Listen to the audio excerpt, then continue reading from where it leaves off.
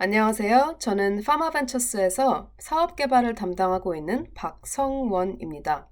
오늘은 Business Development for Beginners라는 주제로 사업 개발 프로세스, 초보자를 위한 프로세스에 대해서 말씀을 드릴 건데요. 여기에 들어가기 전에 앞서서 저희 회사 소개를 짧게 해드리도록 하겠습니다. 파마벤처스는 영국에 있는 회사인데 오퍼레이션 자체는 굉장히 글로벌하고요. 생긴 지는 28년 정도 된 회사입니다. 여기 보시다시피 주로 M&A나 Business Development and Licensing, Strategy, 그리고 Expert Services를 저희가 제공해드리고 있고 헬스케어 트랜잭션을 담당하고 있는 회사라고 보시면 돼요. 여기는 저희가 지금까지 같이 일을 했던 클라이언트들을 몇 가지 표시를 해놓은 건데 보시다시피 뭐 북아메리카나 유럽 그리고 아시아 쪽에서도 굉장히 일을 많이 한 걸 보실 수 있죠. 그 중에서는 최근에 5, 6년 정도 한국에서 제약 시장이 굉장히 발달을 하면서 국내 여러 크고 작은 기업들과도 협업을 한 경험이 있습니다. 그 중에서 성공 사례로는 세션 2에서 저희 부사장님이 말씀해 주실 유한양행과 얀센에서 했던 레이저 티니 딜이 있는데요. 그 딜에 대한 라이센싱 밸류에이션과 딜 스트럭처링을 저희가 같이 도와드렸고 오늘 제가 이 세션에서 말씀드릴 거는 레고캠바이오의 라이센싱을 저희가 도와드린 경험이 있습니다. 딜 프로세스에 대해서 말씀을 드리기 전에 어떤 딜들이 있는지 한번 알아보도록 하겠습니다. 많은 분들이 아시다시피 라이센싱 딜은 제약 산업에서 굉장히 많이 사용되는 딜인데 어떤 약물이 있으면 그거에 대한 디벨롭먼트나 커머셜라이제이션 라이츠 그러니까 판권을 다른 회사에 넘긴다고 생각하시면 될 것 같아요. 그에 반해서 mergers and acquisition, 인수합병은 회사를 팔고 회사를 사는 개념이라고 생각하시면 될 것 같고요.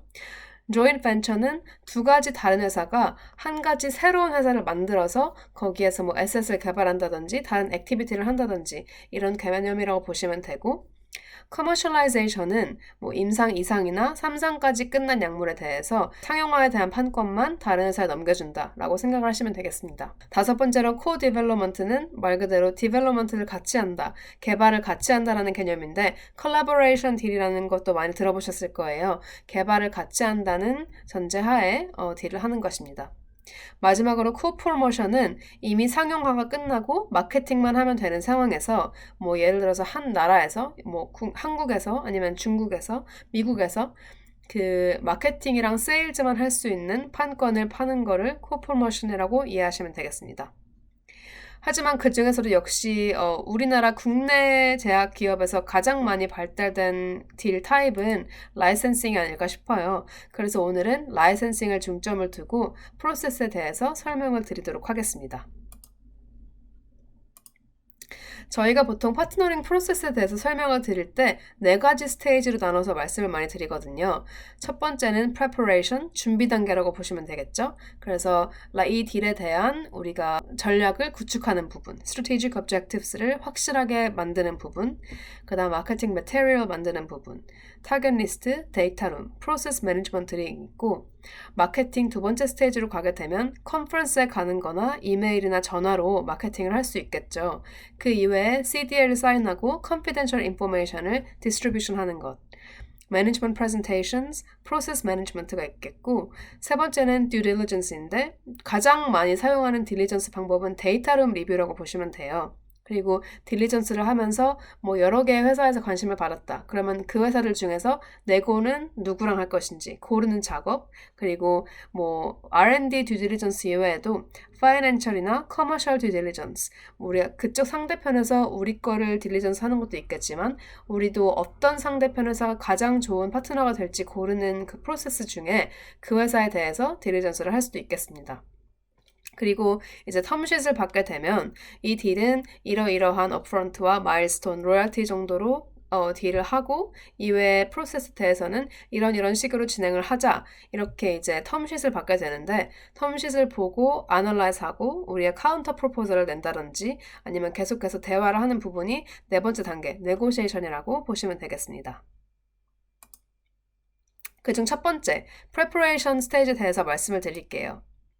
가장 먼저 중요한 거는 정말 좋은 전략을 구축하는 게 가장 먼저 할 일이고 그만큼 중요하기도 한데 전략 자체는 크게 나누면 세 가지로서 많이 나눠지는 것 같아요. 어떤 전략을 사용하냐에 대해서는 첫 번째는 이 약물의 단계가 어느 정도 왔는지 디스커버리인지 프리클리니컬인지 페이즈 1, 페이즈 2, 페이즈 3, 레지스트레이션, 론치까지 있는데 이 중에서 우리가 어디까지 왔느냐에 따라서 다음 스텝이 정해지기 때문에 이 부분이 굉장히 중요한 요소가 되고요. 그 다음에는 lead indication. 적응증마다 시장이 굉장히 다르고 그 시장 내에서 필요한 것들 그리고 앞으로 이게 상용화가 될 때까지 우리가 해야 되는 것들이 달라지기 때문에 어떤 인디케이션에 계시냐에 따라서 전략이 바뀔 수도 있겠습니다. 그리고 geographical requirements. 우리가 나중에 약물이 세상에 나오게 되면 한국 라이츠나 뭐 한국이랑 아시아 아니면은 모든 라이츠를 다른 사람들에게 주고 싶다. 이런 거에 따라서 이제 딜 전략 자체가 바뀔 수도 있겠죠.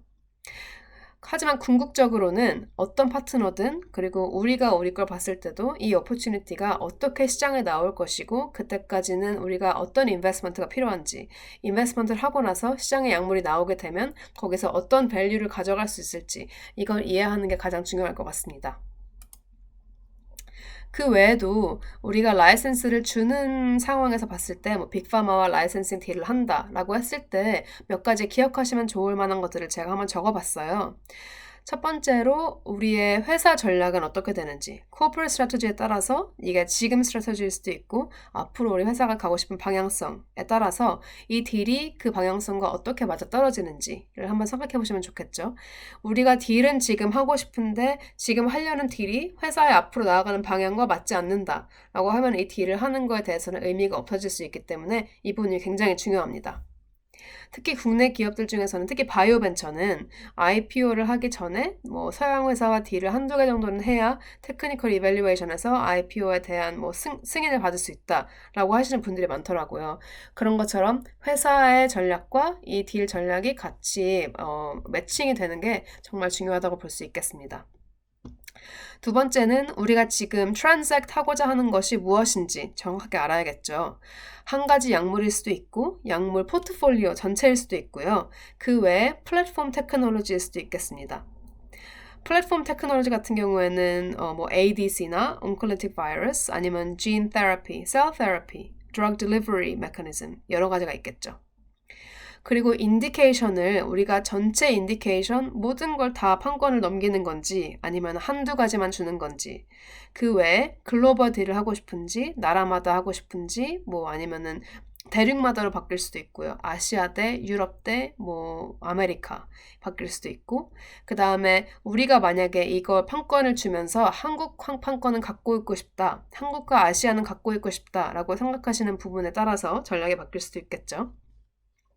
그리고 exclusive랑 non-exclusive가 있는데 대부분 약물 라이센싱 딜은 exclusive인 것 같더라고요. 그래서 우리가 한 회사에 라이센스를 넘겨주면 그 회사가 가져가서 디벨롭하고 커머셜라이즈 한다.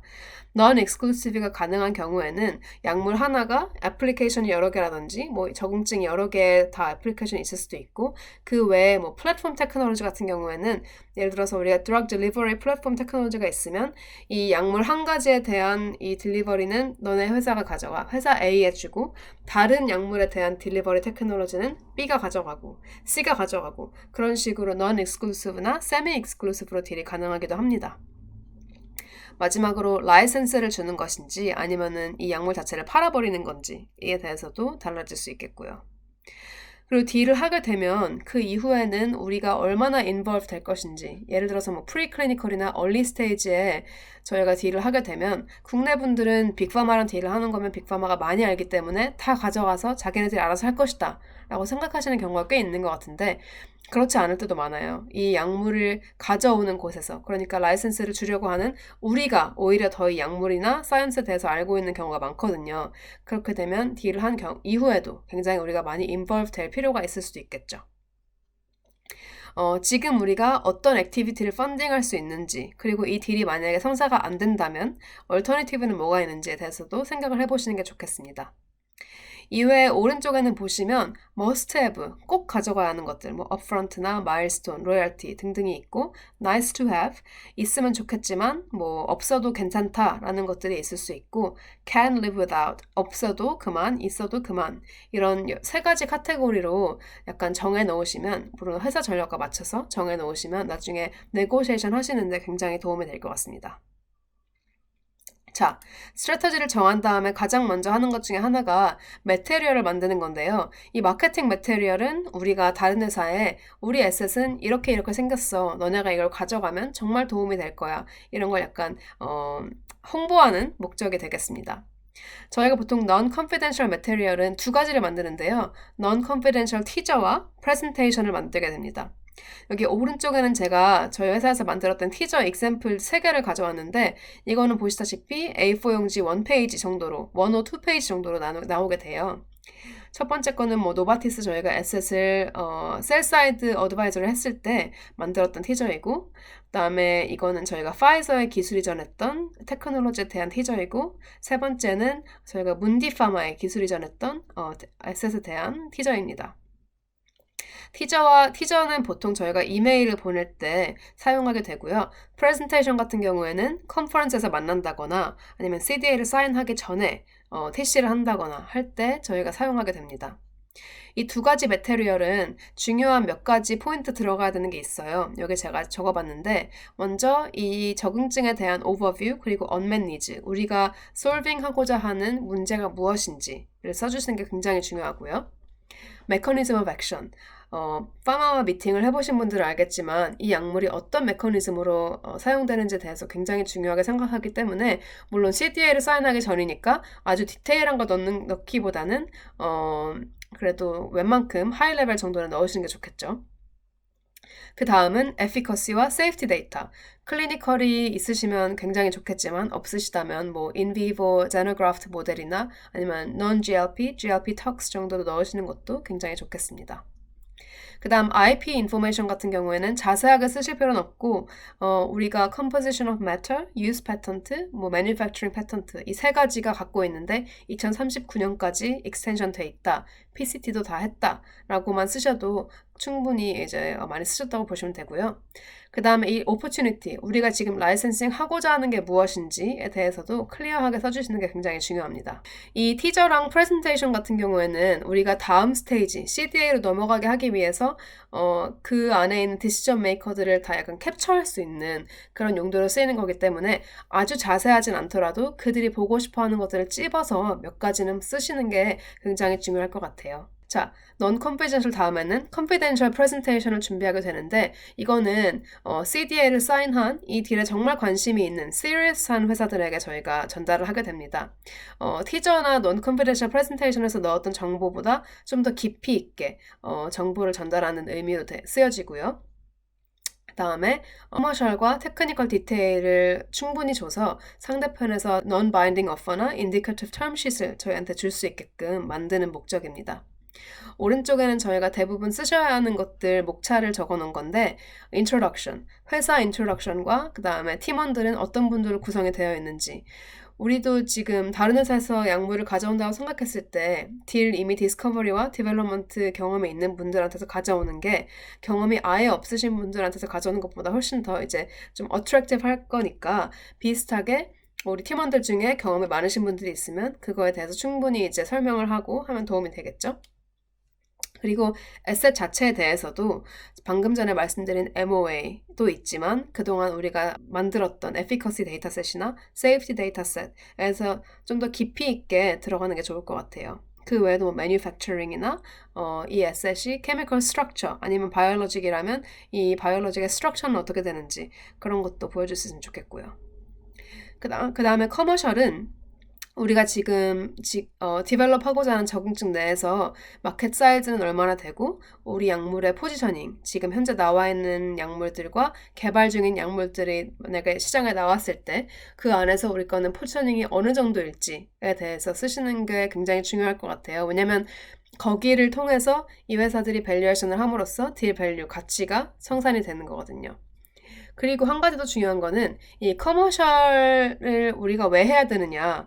라이센싱을 우리가 주면 빅파마 쪽에서 커머셜라이제이션 하는 거 아니냐라고 생각하시는 분들이 굉장히 많은 것 같아요. 근데 아시다시피 빅파마에서는 이런 라이센싱 오퍼튜니티들을 뭐 한 달에 많게는 몇백 개, 몇천 개씩 보기도 하는데 그들이 물론 앞으로 이 플랜에 대해서 정말 마음에 들면 앞으로 디벨롭먼트 플랜에 대해서 짜고 거기에 얼마나 인베스트먼트가 들어갈지 그에 따라서 정산으로 밸류에이션 가치가 정해지게 되는데 그분들이 그 일을 앞으로 하실 거기 때문에 이 많은 오퍼튜니티 중에서 이미 그걸 작업을 한 회사가 있다. 작업을 한 오퍼튜니티가 있다. 그럼 자연스럽게 이미 좀 만져져 있는, 일이 되어 있는 쪽으로 가고 싶겠죠. 그렇기 때문에 우리가 이걸 굳이 안 할 거라도 페이즈 2, 페이즈 3 앞으로 커머셜라이제이션, 포지셔닝에 대해서 이미 알고 계시면 굉장히 도움이 됩니다. 나중에 네고시에이션 할 때 우리 포지션과 이 가치에 대해서, 밸류에이션에 대해서 토론을 하기에도 정말 도움이 되고요. 그 외에도 regulatory나 payer consideration, 그다음에 좀 더 자세한 IP, information, 앞으로의 이 비즈니스 디벨롭먼트 프로세스가 어떻게 될 것인지, 그 다음에 컨택트 할 사람은 누구인지 이런 것도 써주시는 게 좋습니다. 그 다음은 타겟 리스트인데요. 이거는 말 그대로 우리가 지금 앞으로 컨택하고 싶은 회사들이 다 모여있는 엑셀이라고 보시면 돼요. 근데 그 엑셀 내에서 회사 이름도 물론 있지만 그 회사가 얼만큼 역량이 되는지, 특히 클리니컬 트라이얼이 굉장히 크게 돼야 되는 적응증이라면 예를 들어서 뭐 NASH나 cardiovascular disease, 여러 chronic disease, diabetes 이런 것들이 굉장히 특히 CNS도 그렇고 클리니컬 트라이얼이 굉장히 길고 크게 돼야 되기 때문에 특히 그런 적응증에서 개발하고 계신 약물이 있으시다면 그런 인베스트먼트가 가능한 회사를 찾으시는 게 굉장히 중요하겠죠. 그리고 우리가 만약에 캔서 드러그를 우리가 라이센싱 하려고 하는 거다라고 하시면 캔서를 안 해본 회사보다는 해본 회사. 그 중에서도 우리 적응증이랑 똑같은 적응증에서 개발을 한 회사나 똑같은 비슷한 메커니즘 아니면 비슷한 클래스의 드러그를 해본 회사가 더 좋은 파트너가 될 수 있겠죠. 왜냐하면 경험이 있기 때문에. 그래서 이런 여러 가지 카테고리를 통해서 저희가 롱 리스트를 만들게 되는데 보통 온콜로지 같이 가장 인기가 많은 적응증 내에서는 이 롱리스트가 약 200개에서 300개 정도 회사가 들어가요. 그 롱리스트를 저희가 보통 하이 프라이어리티, 미디엄 프라이어리티, 그리고 로우 프라이어리티로 티어를 정하게 됩니다. 그래서 물론 하이 프라이어리티 있는 거에 가장 먼저 연락을 하고 이 프라이어리티 자체는 방금 말씀드린 카테고리나 클래시피케이션을 통해서 정해지게 되고요. 그리고 물론 이 파라미터 같은 경우에는 카테고리 같은 경우에는 앞으로 우리가 라이센싱 프로세스를 진행하면서 많이 바뀌기도 하겠지만 어쨌든 뭐 어널리시스를 하시면 좋은 부분들은 글로벌 플레이어인지 아니면 테리토리에 스페셜라이즈 돼 있는지 빅파마는 글로벌이고 뭐 예를 들어서 스위스, 독일, 오스트리아 쪽에서만 커머셜라이즈 하시는 분들도 계시고 중국이랑 뭐 그레이터 차이나만 하시는 분들도 계시고 그렇기 때문에 그런 걸 보시는 게 굉장히 좋을 것 같고요. 그 다음에 우리가 온콜로지 약물이 있다면 온콜로지 쪽에서 이런 약물을 개발을 많이 해보신 분들 아니면 온콜로지 전체적으로 하진 않았지만 우리가 예를 들어서 뭐 팬크레아틱 캔서를 하고 있다. 그럼 팬크레아틱 캔서를 직접적으로 하신 분들 이런 분들을 타겟을 하시는 게 좋겠죠. 그리고 우리 약물의 디벨롭먼트 스테이지에 따라서 이게 뭐 early stage, discovery나 preclinical일 수도 있고 late stage, phase 2, phase 3일 수도 있는데 우리 거와 비슷한 스테이지에 갭이 있는 회사들 그래서 여기에 지금 뭐가 없기 때문에 가져갈 가능성이 높은 회사들을 찾는 것도 굉장히 중요하겠습니다. 프레퍼레이션에서 저희가 한 가지 또 드리는 게 있는데 이거는 저희 회사의 라이센싱 체크리스트예요. 저희 회사에서 빅파마 경험이 있으신 분들이 그분 경험들을 토대로 저희가 리스트를 만든 게 있는데 약 10페이지 정도 되거든요. 여기에는 뭐 프리클리니컬, pharmacology development, clinical, 그다음에 뭐 global strategic regulatory development 여러 항목들에서 저희가 생각해 놓으시면 좋은 부분들 그리고 빅파마에서 많이 물어보는 부분들에 대해서 정리를 좀 해놓은 거예요. 그래서 물론 이거 모든 거를 다 하셨어야 된다라고 말씀드리는 건 절대 아니고요. 여기에서 하신 것도 있고 하고 계신 것도 있고 아니면은 아예 안 하실 것도 있을 것 같은데 그 부분들이 어떤 건지를 저희가 정확하게 알면 미리 그 질문들에 대해서 준비를 할 수 있고 나중에 밸류에이션 얘기가 나왔을 때 이거 없으니까 밸류에이션 좀 낮출 거야 라고 얘기가 나왔을 때 거기에 대해서 뭐 충분히 대응할 수 있지 않을까 그런 면에서 저희가 준비물로 드리는 건데 도움이 굉장히 많이 된다고 말씀을 하시더라고요. 여기에 대해서 뭐 체크리스트를 보고 싶으시다거나 아니면 관심이 있으시면 나중에 저한테 이메일 해주시면 그때 말씀을 더 나누면 좋을 것 같아요. 자, 준비가 끝나면 마케팅을 해야겠죠. 마케팅 스테이지에는 대부분 저희가 만나는 분들 위주로 정리를 한번 해봤는데 이거는 아시겠지만 컨퍼런스에 가시면 대부분 BD 분들이 오시거든요. 근데 BD 분들은 물론 그런 쉽게 만날 수 있는 기회가 많긴 하지만 그분들은 약간 쇼핑 리스트 같은 게 있어서 뭐 이게 페이즈 2 이전이면 안 된다. 적응증이 이거 아니면 안 된다. 그런 식으로 약간 카테고리에 맞지 않으면 그분들 넘어서기는 어려운 부분들이 있어요. 그래서 저희가 다른 공략을 하는 분들은 Corporate Development. 이분들은 대부분 헤드오피스에 계시면서 BD분들보다는 약간 그 카테고리가 굉장히 플렉시블 하거든요. 그래서 우리 거가 완전히 맞아 떨어지진 않더라도 어느 정도는 좀 CDA 사인을 할 수 있다든지 좀 더 우리가 얘기를 할 수 있다든지 그런 부분들이 있습니다. 그 외에도 특히 얼리 스테이지 같은 경우에는 BD분들을 넘어가게 되면 그 다음에 뭐 CDA를 사인한다든지 그 다음에 텀sheet을 준다든지 그런 스테이지에서는 R&D 분들이 많이 들어와요. 왜냐면 사이언스가 굉장히 중요하기 때문에 그래서 R&D 쪽에 아는 사람이 있거나 전에 같이 일을 해봤거나 딜을 해봤거나 그러면은 그분들한테 뭐 귀띔을 해준다거나 우리 테크놀로지를 좀 더 자세하게 설명할 수 있으면 도움이 되기도 합니다. 저희는 아무래도 굉장히 오랫동안 헬스케어 딜을 해왔기 때문에 웬만한 빅파마 쪽에서는 이 세 가지 부류의 분들과 네트워크가 있어서 아무래도 파마벤처스 같은 컨설턴트와 일을 하시면 더 쉽게 하실 수 있겠죠. 대부분 딜을 하시게 되면 나중에는 결국에 뭐 corporate development 방금 말씀드린 corporate development, business development, R&D도 있지만 그 외에 커머셜 분들, IP, legal counsel 등이 많이 들어오게 되는데 이분들이랑 말씀을 나눠보시고 이제 이분들이 비즈니스 케이스를 만들게 되면 탑 매니지먼트에 올리게 됩니다. 그래서 탑 매니지먼트가 사인오프를 주면 거기서 이제 딜이 성사가 되는 거죠.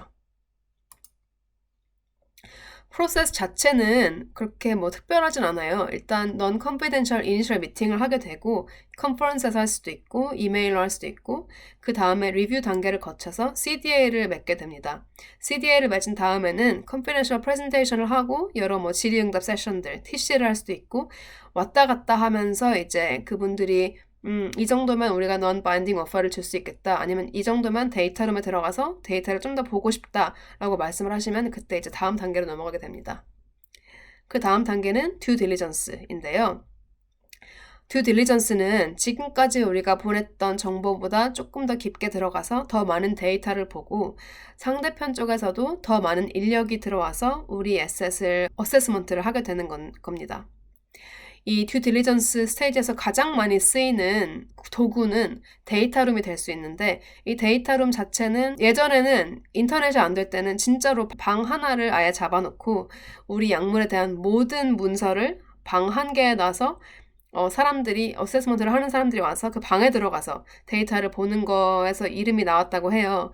그래서 아직도 그 이름이 사용되고 있긴 한데 물론 이제는 더 이상 방에 들어가서 보는 건 아니고 인터넷으로 연결해서 굉장히 세큐어한 웹사이트에서 우리 데이터를 모아놓은 거라고 생각을 하시면 될 것 같아요. 오른쪽에 보시는 거는 저희가 라이센싱에 필요한 데이터룸 스트럭처를 클라이언트 위에서 이제 정리를 해놓은 건데 이것도 관심이 있으시다면 저한테 이메일을 주시면 제가 공유를 하든지 더 말씀을 나눌 수 있도록 하겠습니다. 데이터룸에 들어가면 우리 데이터를 보고 상대방이 퀘스천을 남길 수도 있고요. 그래서 Q&A 세션을 될 수도 있고 데이터룸은 보통 어떤 회사에서 어떤 사람이 어떤 문서에 들어와서 얼마나 오랫동안 머물렀는지 다 확인이 가능하기 때문에 지금까지 계속 얘기를 하고 있는 회사들 중에서 누가 진짜로 serious한지 누가 진짜로 이 딜을 하고 싶어 하는지를 알아볼 수 있는 좋은 기회가 되겠죠. 자, 지금까지 제가 1번 preparation, 2번 마케팅, 3번 due diligence에 대해서 설명을 잠깐 드렸는데 저희 회사에서 지금까지 진행한 딜들 중에 이 세 가지를 한 회사를 한번 example을 소개를 해드릴까 해요. 아시다시피 레고캠 바이오는 대전에 있는 우리나라 바이오 벤처인데 ADC 플랫폼 테크놀로지를 갖고 있습니다. 저희한테 오셔서 유럽에서 파트너링을 하고 싶다. 전략을 같이 짜자. 그리고 파트너링 프로세스를 파마벤처스가 좀 해줬으면 좋겠다라고 말씀을 하셨어요. 그래서 저희가 해드린 것들은 일단 타겟 회사들은 누가 있는지 그분들 찾아드리는 역할을 했고, 그다음에 타겟 회사들 찾은 거 내에서 어떤 디시전 메이커들이 있는지, 어떤 사람이랑 연결을 시켜야 되는지 저희가 커넥트를 해드렸고요. 이 기술에 대해서 저희가 그 찾은 분들한테 소개를 직접 해드렸어요. 소개해드린 분들 중에 진짜로 관심을 가지시는 분들 저희가 퀄리피케이션을 거쳐서 CDA 사인이랑 confidential information 왔다 갔다 하는 거, 그리고 매니지먼트 프레젠테이션, 디스커션들을 저희가 도와드렸고, 여기에서 나온 듀 딜리전스까지 간 회사들 중에서 정말 관심 있으신 분들을 저희가 골라서 레고캠 쪽에 보내드렸습니다. 이 프로젝트가 약 4개월 동안 계속됐는데 그동안 저희가 125개의 회사를 컨택을 했고요. 약 600통이 넘는 전화를 하고 900개가 넘는 이메일을 보냈습니다. 그 중에서 CDA가 25개 회사랑 맺어졌고, 이거를 이제 레고캠 쪽에서 아무래도 딜을 많이 하신 분들이 계셨기 때문에 마지막 단계인 네 번째, 네고시에이션을 직접 하셨어요. 거기에서 딜이 2가지가 나왔죠. 노비뮨과 노딕 네노벡터 2가지 딜을 하셨습니다. 이거는 저희 회사에서도 아직까지 굉장히 프라우드하게 많이 말씀을 드리는 example이어서 볼 때마다 기분이 굉장히 좋습니다. 마지막 4번은 네고시에이션과 딜 클로저인데요. 이 부분은 다음에 세션에서 세션 2번째에서 하실 에이드리언 독스 부사장님께서 말씀을 많이 하실 거기 때문에 제가 깊게 들어가진 않을게요. 근데 일단 여기에서 일어난 일들 몇 가지만 짚어보면 딜 텀에 대해서 어널리시스를 하게 되고요. 이 어널리시스를 하면서 뭐 밸류에이션, 가치 평가를 한다거나 아니면 상대편 회사랑 많이 얘기를 하면서 카운터 프로포설을 준다거나 이런 약간 서로 어그리먼트를 리치 해가는, 가운데로 모이는 그런 작업이라고 할 수 있겠습니다. 그리고 이런 프로세스가 다 지난 다음에는 마지막으로 파이널 바인딩 비드를 받게 되고, 이 중에서 우리가 가장 마음에 드는 파트너를 골라서 딜을 컨트랙트를 성사시킨다고 할 수 있겠죠. 여기에서 가장 중요한 점 중에 하나는 우리가 이제 딜을 사인하기 전에 한 가지 파트너를 고르기 전에 여러 회사들이 관심이 있잖아요. 그 관심 있는 회사들을 최대한 같은 페이스로 움직이는 게 중요해요. 왜냐면 같은 페이스로 움직여서 이제 약간 컴피티션이 있어야지 밸류에이션도 더 올릴 수 있고, 그 다음에 한 가지 회사랑 일을 하다가 얘기가 틀어지면 다른 회사에도 갈 수 있기 때문에 여러 가지 회사와 굉장히 비슷한 속도로 움직이는 게 중요합니다. 그리고 정말 가장 중요한 점은 오른쪽에 보시면 deals are done by people with people. 이거는 즉 딜은 어디까지나 사람과 사람이 하는 거다라는 말인데 그 부분을 굉장히 중요하게 생각하셔야 될 것 같아요. 어쨌든 이 딜이 뭐 가치가 어느 정도이고 구조가 어떻게 되고 나중에 딜을 하게 되면 파트너십이 어떻게 생겼고 이런 걸 떠나서 나와 저 사람, 우리 팀과 저 팀, 이 마음이 맞아야지 딜을 할 수 있는 거기 때문에 그 부분을 굉장히 중요하게 생각하고 뭐 소셜 게더링도 하시고 얘기도 많이 나눠보시고 하시는 게 중요할 것 같습니다. 저희 파마벤처스도 이걸 굉장히 중요하게 생각하기 때문에 이 사진은 저희가 한국에 갔을 때 서울에서 저희 클라이언트와 같이 저녁도 먹고 고기도 구워 먹고 와인도 마시고 한 건데 여기에 보이는 이분이 이 다음 세션을 진행하실 분이거든요. 그래서 이 네고시에이션 쪽은 저희 부사장님한테 맡기고 저는 여기서 마치도록 하겠습니다. 오늘 시간 내주셔서 정말 감사하고요. 원래였으면 직접 만나 뵙고 명함도 주고받고 하겠지만 그럴 수가 없기 때문에 저희 이메일 주소를 남겨놓을게요. 이메일 주셔도 되고 지금 좀 있으면 있을 라이브 Q&A 세션에서 질문도 많이 주시면 감사히 받겠습니다. 감사합니다.